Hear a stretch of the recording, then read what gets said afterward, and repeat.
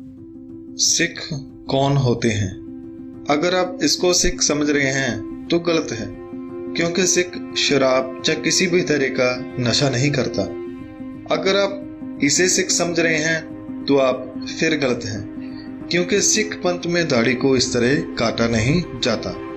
और अगर आप इसे सिख समझ रहे हैं तो आप फिर से गलत हैं, क्योंकि सिख मूर्तियों के आगे माथा नहीं टेकता। मैं ये आपको केवल इसलिए बता रहा हूँ क्योंकि कुछ साउथ और विदेशी लोग समझते हैं कि सिख यही हैं जो बंदूकें रख के बदमाशी करते हैं, जो गानों में दिखाते हैं कि वो लड़कियों को छेड़ते हैं, दारू पीते हैं, नशा करते हैं। तो इसी बात को क्लियर करने के लिए ये वीडियो बनाया है। तो आइए मिलकर जानते हैं कि सिख कौन होते हैं। सिख की सबसे पहली पहचान यह होती है कि वो एक रब पर विश्वास करता है।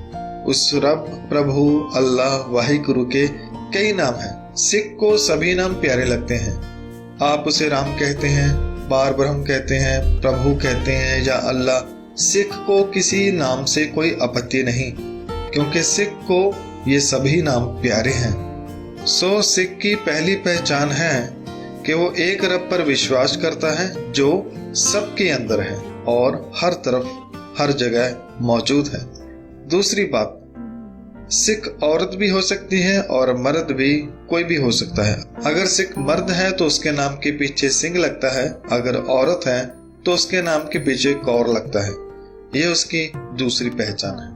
उसका पहरावा यानी उसका बाना भी उसकी खास पहचान है। औरत हो या मर्द, दोनों ही यह पहरावा अमृतपान करने के बाद पहनते हैं। दोनों सिर पर दस्तार सजाते हैं, केश नहीं कटवाते हैं, वह किसी तरह का नशा नहीं करते हैं और उनकी जो पहनी हुई तलवार है वो केवल मजलूम को बचाने और खुद की रक्षा के लिए होती है, ना कि किसी से फालतू झगड़ा या बदमाशी करने के लिए। इन बातों का भी आप ध्यान रख सकते हैं। इसके साथ ही मैं बता दूं कि कई बार जो मैंने बताया कि उनका पहरावा ये होता है। अगर आपको कोई ऐसा पहरावा पहना हुआ सिख दारू पीता हुआ मिले तो उसे सिख ना समझना, क्योंकि सिख नशा नहीं करता। अगर वह गाली गलौज करता दिखे तो समझना कि वो सिख नहीं। अगर वह किसी मूर्ति के आगे सिर झुका रहा है तो समझ जाना कि वो सिख नहीं, क्योंकि सिख केवल गुरु ग्रंथ साहिब जी के आगे ही सिर झुकाता है, गुरु के बताए हुए मार्ग पर ही चलता है। गुरु ग्रंथ साहिब, जिसमें गुरु साहिबान और भक्तों, भट्टों और गुरसिखों की बानी दर्ज है, उसी को मानकर चलता है। एक और बात क्लियर करता चलूं कि जरूरी नहीं कि जो पंजाब में रहते हैं वो सभी सिख हैं। पंजाब में भी बाकी राज्यों की तरह हर धर्म वाला यानी हिंदू, मुस्लिम, सिख, ईसाई इंसान सभी रहते हैं। और पंजाब में हिंदू भी पगड़ी बांध लेता है, मुस्लिम भी, ईसाई भी। पगड़ी बांधा हुआ हर इंसान सिख नहीं होता। उसकी क्या पहचान होती है मैं आपको बता चुका हूँ। वो नशे नहीं करता, वो आवारागर्दी नहीं करता, लड़कियों की इज्जत से नहीं खेलता बल्कि इज्जत को बचाता है। सिख केवल श्री गुरु ग्रंथ साहिब जी से शिक्षा लेता है और किसी मूर्ति, कब्र आदि के आगे सिर नहीं झुकाता। सिख ना हिंदू है, ना मुस्लिम, ना ईसाई। सिख पंथ एक न्यारा पंथ है जो गुरु नानक जी ने 1469 में शुरू किया और 1699 में गुरु गोविंद सिंह जी ने सिख को अमृतपान करवाकर उसे खालसा बना दिया। आमतौर पर देखा जाता है कि पुराने धर्म वाले कहते हैं कि ये हिंदू है, ये मुस्लिम है, मगर सिख न मूर्ति पूजा करता है, न कब्र पूजता है, न जनेऊ पहनता है, न सुन्नत करता है, क्योंकि दोनों जनेऊ और सुन्नत केवल मर्द कर सकते हैं, औरत नहीं। मगर सिख पंथ में औरत को बराबरी का दर्जा है। और भी बहुत सारे फर्क हैं जिससे सिख की एक अलग पहचान है। इसलिए सिख पंथ एक अलग और न्यारा मगर प्यारा पंथ है जो सबको साथ में लेकर चलता है।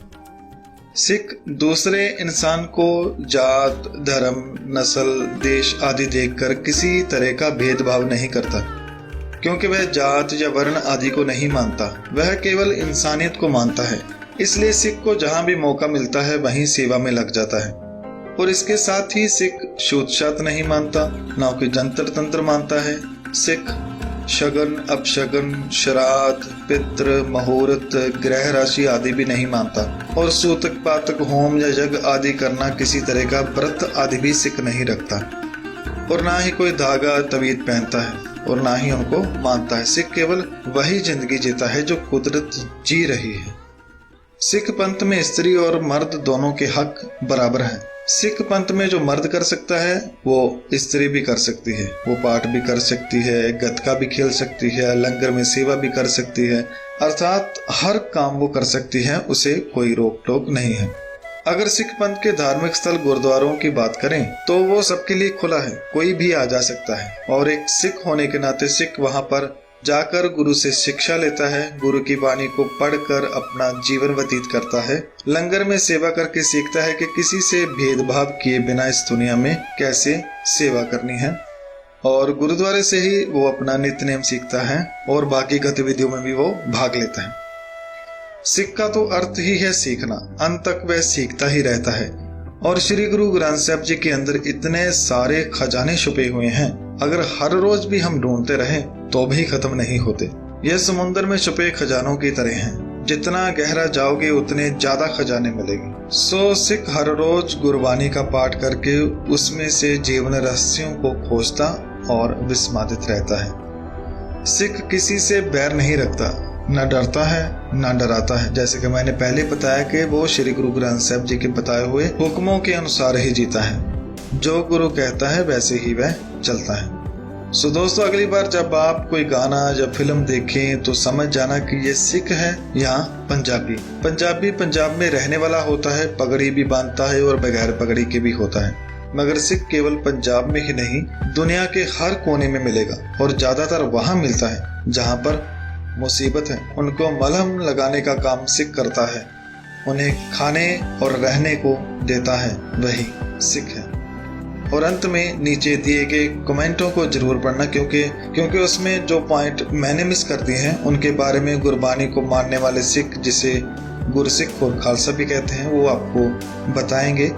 सो अंत में आप सभी का धन्यवाद। इस पेज में जुड़े रहने के लिए शुक्रिया। वाहिगुरु जी का खालसा, वाहिगुरु जी की फतेह।